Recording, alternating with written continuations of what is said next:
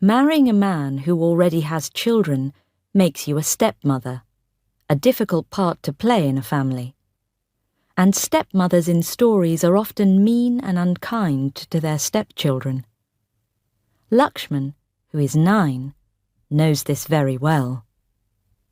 He never wanted a stepmother. Why ever did his father marry her? Maybe, if he is horrible to her, she will go away again.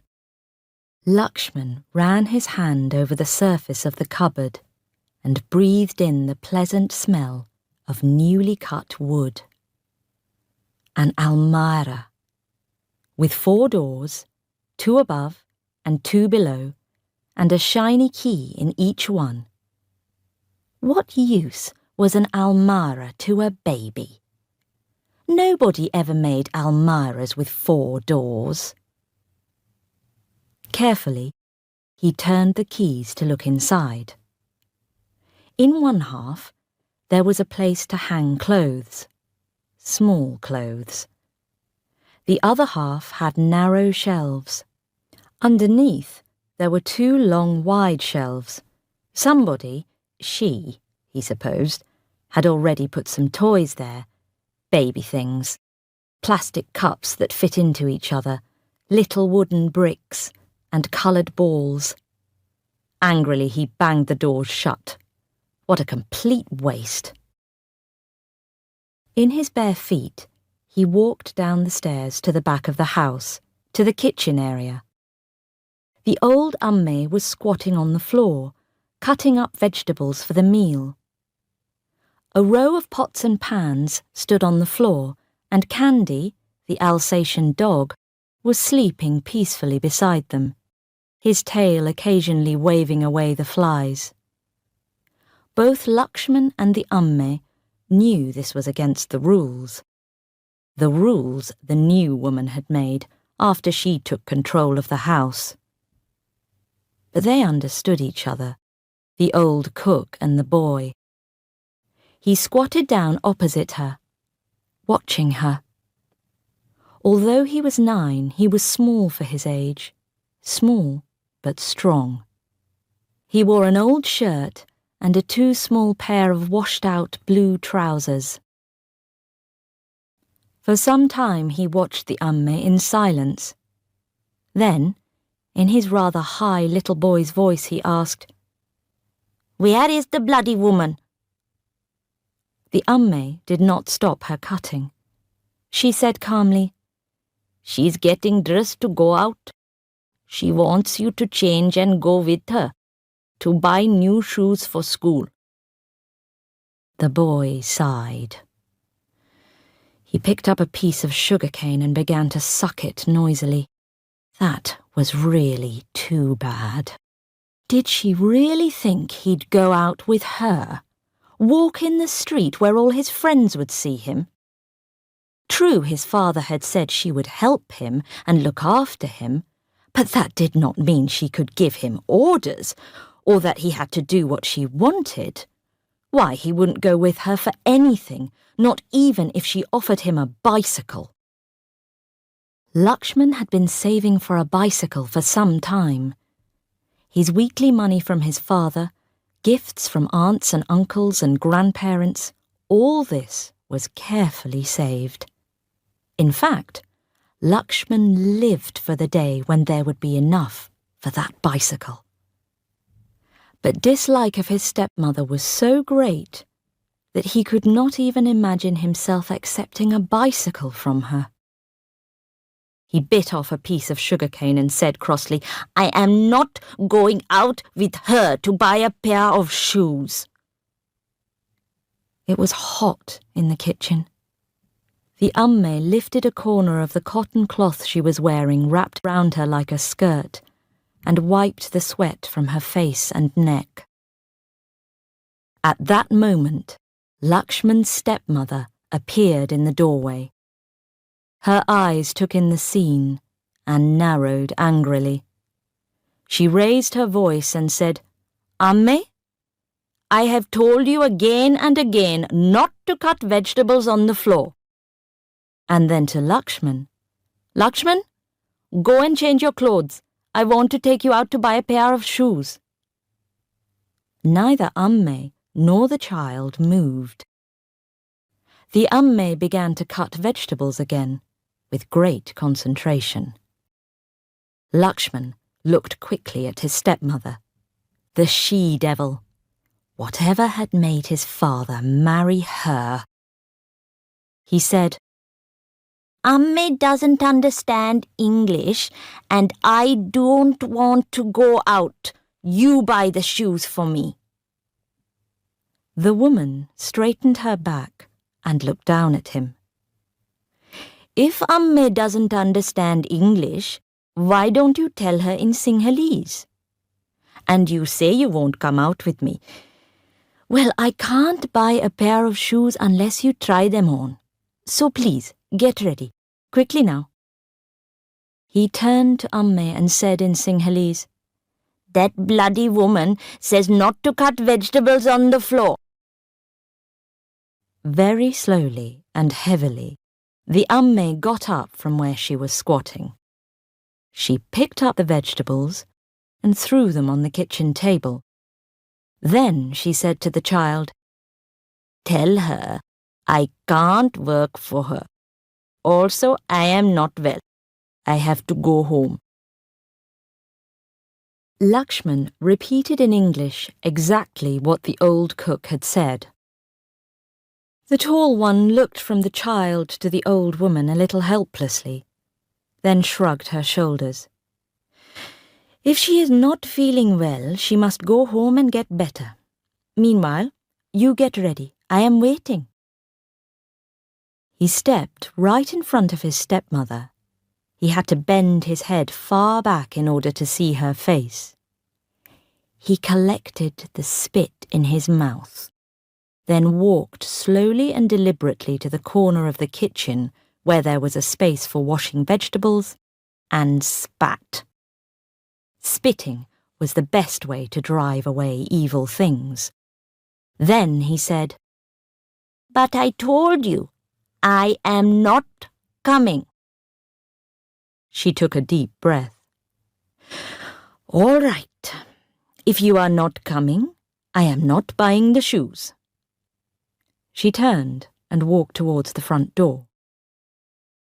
Lakshman ran after her and shouted so that it echoed down the road, "If you don't buy those shoes, I'll tell all the neighbors and relations what a mean, hateful, horrible stepmother you are." She didn't even turn her head. All she said was, "You tell them whatever you like, Lakshman, but if you want a pair of shoes, you've got to come and try them on, or else no shoes." He watched her drive off. He was very angry, but not because he needed the shoes so badly, but because he felt she had won this particular argument. He could hear the men-servants talking and laughing loudly in the kitchen with the Amme, who was packing her things. They were talking about his stepmother, and suddenly a cold fury rose in him. Why had she come here and upset things, when everything was running so smoothly before, and now the Amme was leaving? Upstairs, the baby began to cry. That was another thing. Her baby. All that fuss and bother about him. You would think nobody had ever had a baby before. And all that nonsense about keeping him clean and not touching him with dirty fingers. And Almiras. Almiras were bought for brides when they got married to take to their new husband's house to keep their saris and jewellery safe. And then he had an idea. Thoughtfully, he climbed back up the stairs. There stood the Almira, with its smell of new wood. Without hesitating, he opened the two bottom doors which he could easily reach because they were at his height. He took hold of one door and forced it back, further and further, until the wood broke and the door fell to the ground with a loud crash. The second door soon followed the first. To reach the upper two doors, he got a chair and climbed on it. It was more difficult this time, but he pushed as hard as he could until the third door landed on the ground with an even bigger crash. He waited for a moment to see whether anyone would come to investigate, but he wasn't really worried. They, the servants, couldn't stop him. Wasn't he the young master? Anyway, they wouldn't want to stop him. Not at all. They'd be delighted with the trouble he was causing the new woman. He smiled nastily. Wouldn't she be wild? He imagined her return. This time, she'd really get mad. She'd hit him and scream at him, and then his father would get rid of her, once and for all. With this happy thought, he turned back to the Almira and finally managed to break the fourth door off. Carefully, he replaced the chair and left the broken doors where they had fallen. Then he decided to play a game in his room. There would be enough time to hide when he heard the car. She was coming up the stairs. Lakshman was lying flat on the floor of his room, looking through the narrow space under his door. He could hear the changing sound of her footsteps as she came higher and higher, and he held his breath when she finally stopped. She stopped for quite some time. Then she called not him, but the servant. She asked, "Who has done this, Somapala?" Somapala, who had not seen the broken Almira before, gasped and said, "I don't know." There was another pause, and she said something Lakshman couldn't hear. Then she went into her bedroom. That was too much for Lakshman. After all his hard work, he jumped up from the floor, ran through the doors, and burst into her room without knocking. She was standing by the mirror, examining her face, and his eyes met hers in the mirror. He screamed, "You want to know who did it? Well, I did. I did it." His face was red under the brown skin, and his eyes very black, shining with the light of battle. His arms hung by his sides, his hands tightly closed. She turned slowly. "You did it, Lakshman. You." She looked down at him from her great height. Her fingers were playing with the household keys she was holding. "That's really too bad, Lakshman. Breaking the baby's cupboard. We had to pay a lot of money for it." He almost laughed. The stupid woman. What was the point in breaking something cheap? He waited for her fury to break, preparing himself for the punishment, looking forward to it almost with pleasure.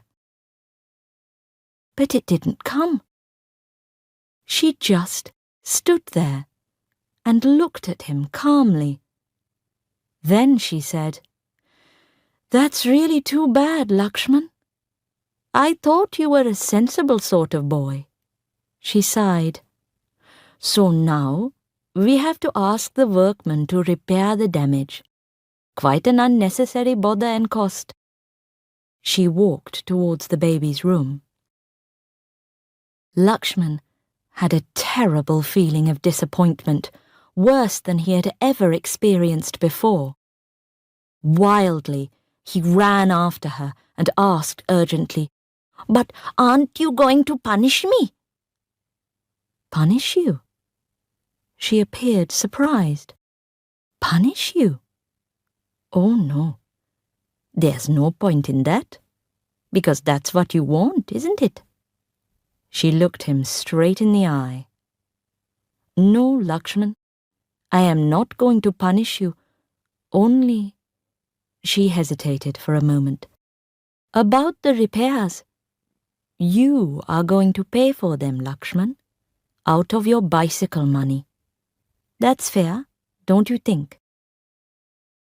She opened the door of the baby's room, walked through, and firmly shut it behind her. Lakshman stared at the closed door. The sun was shining outside, and little gold bits of dust were dancing in the sunlight. The blood had left his face, and he stood there, wide-eyed and silent. Then he walked out of her room, past the 4 broken almirah doors on the floor, and down the stairs. His head was bent as he went slowly down, his old shirt hanging out over the 2 small blue trousers. He heard the door of the baby's room opening. The woman was looking down at him from the top of the stairs, but he pretended not to see and continued going down without stopping. She said, "Lakshman?" Pause. "Lakshman, we can come to an arrangement." He did not look up. But there was no longer any sharpness in her voice. Instead, there was a warm note in it that the child did not fail to notice. She said, "You help the workman repair the cupboard, and I'll pay half the cost. Agreed?" His eyes were hot with tears. "The bloody woman," he whispered to himself. "The bloody woman." But he slowed down, and as he reached the bottom of the stairs, she heard him begin to whistle. "Agreed," he shouted, and ran quickly out of sight.